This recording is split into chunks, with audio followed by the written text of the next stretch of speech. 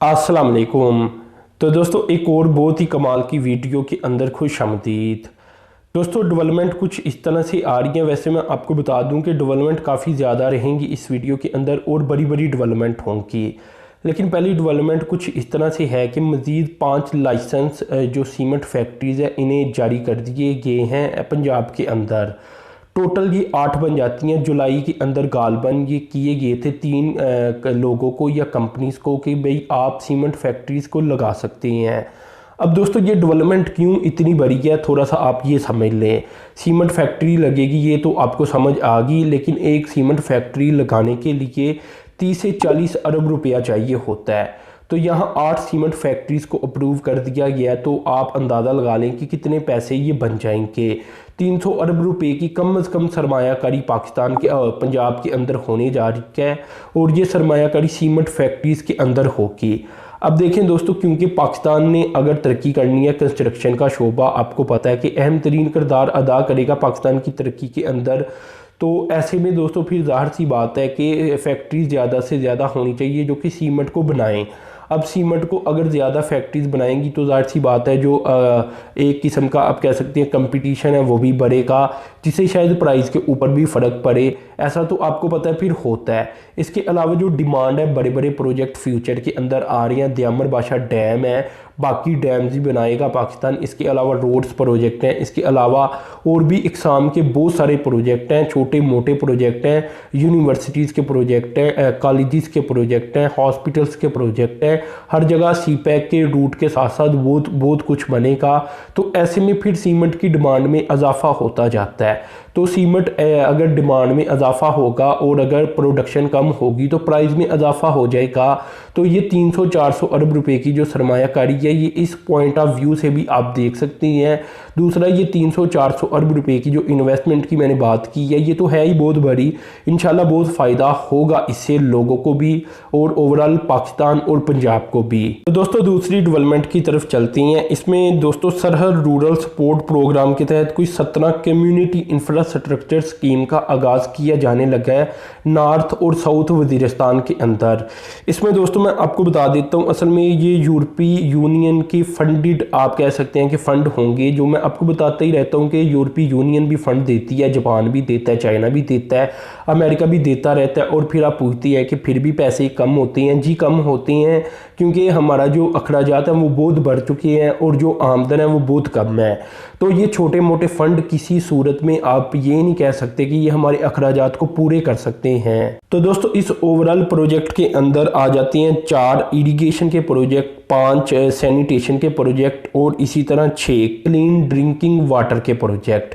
तो ये प्रोजेक्ट इस इलाके के अंदर बनाए जाएंगे और ओवरऑल ये कोई 66 मिलियन रुपये से ज़्यादा की रकम बन जाती है। और इससे कोई लोगों को फ़ायदा होगा 1800 हाउस होल्ड को। यानी अगर एक घर के अंदर 4-5 अफराद भी रहते हैं तो ज़रब दे लें 1800 के साथ, तो उतने लोगों को ये फ़ायदा होगा। और ये रकम भी कोई ज़्यादा बड़ी नहीं बनती, 6 से 7 करोड़ रुपया ये बनता है जो लगाया जाएगा। और इस तरह के छोटे मोटे प्रोजेक्ट वहाँ कंप्लीट किए जाएंगे।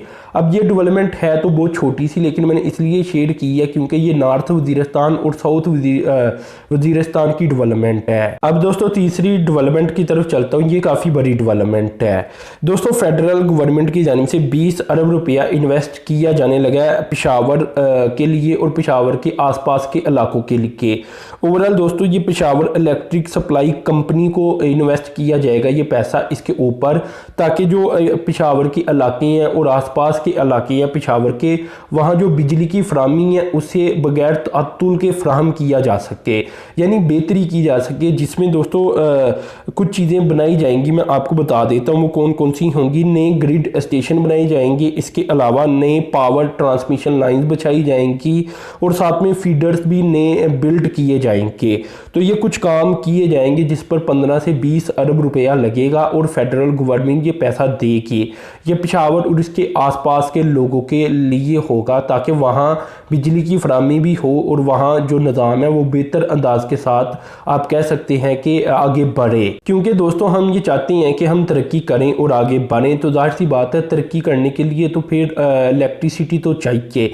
ऐसा तो नहीं हो सकता ना कि ट्रांसमिशन लाइन के नाम के ऊपर कोई 3-3, 4-4, 5-5, 10-10 घंटे लाइट ही ना आए। तो ऐसा मुमकिन नहीं है कि पाकिस्तान तरक्की करे। तो इसलिए बिजली के वो साथ साथ लेकर चलना पड़ेगा और जहाँ जहाँ निज़ाम में ख़राबी है वो दूर करनी पड़ेगी। अब दोस्तों फिर KPK की तरफ से एक डेवलपमेंट सामने आ रही है। KPK की जानिब से कोई प्लान किया जा रहा है 6 मज़ीद इंडस्ट्रियल जोन का।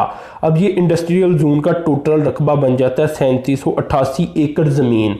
अब ये किन इलाकों के अंदर बनाए जाएंगे? तकरीबन ये पूरे KPK के अंदर ही फैले होंगे, जैसा कि चित्राल और दरबेन या दरबान, जो भी इस इलाके का नाम है, या दरबन और करक और बनेर, ये यहाँ पहली बार बनाए जाएंगे। अब ये इलाकों के नाम मैंने आपसे शेयर कर दिए, इंग्लिश में है इसलिए उर्दू में पढ़ते पढ़ते थोड़ी सी आप कह सकते हैं कि गलती हो सकती है, आप खुद ही दुरुस्त कर ले। दोस्तों इधर चित्राल के बारे में मैं आपको बता दूं कि 40 एकड़ ज़मीन के ऊपर बनाया जाएगा चित्राल का इंडस्ट्रियल जोन। इसके अलावा दरबान की बात की जाए तो यहाँ पहली बार शायद बनाया जाने लगा है। और इसके अलावा अगर तो बनीर की बात की जाए तो यहाँ 126 एकड़ ज़मीन के ऊपर इंडस्ट्रियल जोन को बनाया जाएगा। मज़ीद दोस्तों जो गवर्नमेंट की प्लानिंग है वो यही है कि इन इंडस्ट्रियल जोन के अलावा स्पेशल इकनॉमिक जोन मज़ीद बनाए जाएँ। अब जो स्पेशल इकनॉमिक जोन है CPEC के तहत या वैसे सूबाई तौर पर बनाई जा रही हैं, वो इंडस्ट्रियल जोन से थोड़ा सा अलग है। अलग इसलिए है कि वहाँ सहूलियत बहुत दी गई हैं, टैक्स की छूट बहुत ज़्यादा दी गई है और इस तरह के बहुत सारे काम किए गए हैं जो मैं पहले शेयर कर चुका हूँ। तो दोस्तों ये भी आप अच्छी तरह जानते हैं कि पोटेंशियल क्या है KPK का। पोटेंशियल यही है कि मार्बल जैसी इंडस्ट्री को वहाँ परवान चढ़ाया जा सकता है। इसके अलावा मदनियात की इंडस्ट्री को परवान चढ़ाया जा सकता है और पाकिस्तान बड़ा रेवेन्यू जनरेट कर सकता है। पाकिस्तान के पास टेक्नोलॉजी की कमी है, अभी पाकिस्तान फिनिश और पॉलिश प्रोडक्ट नहीं बेच पा रहा। अगर तो पाकिस्तान के अंदर टेक्नोलॉजी और इन्वेस्टमेंट आ जाती है, कंपनीज आ जाती हैं, फैक्ट्रीज बन जाती हैं इन इकोनॉमिक जोन्स के अंदर, तो पाकिस्तान फिनिश प्रोडक्ट बनाकर बेच पाएगा। तो इसका फिर रेवेन्यू भी पाकिस्तान को ज़्यादा मिलेगा, क्योंकि ये मदनियाँ जो है ना ये बड़ी महंगी बिकती हैं अगर फिनिश प्रोडक्ट के तौर पर बेची जाए। तो खैर ये डेवलपमेंट हुई है, अब देखते हैं कि इसका फ़ायदा कब तक आवाम तक पहुँचता है।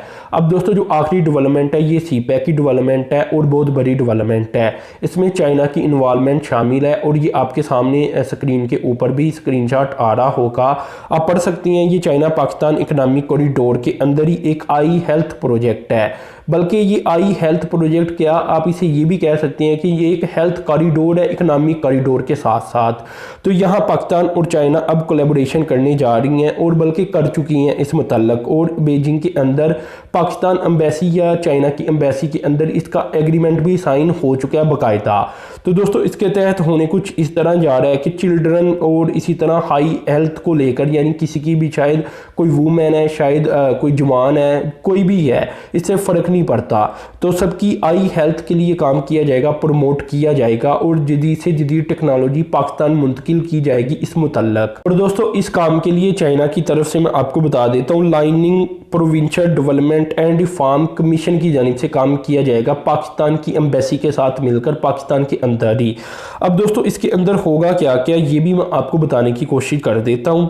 इसमें मेडिकल इक्विपमेंट को पाकिस्तान की तरफ ट्रांसफ़र किया जाएगा, साथ में मेडिकल प्रोडक्ट को, और जो मेडिकल पर्सनल है पाकिस्तान के इन्हें ट्रेन किया जाएगा।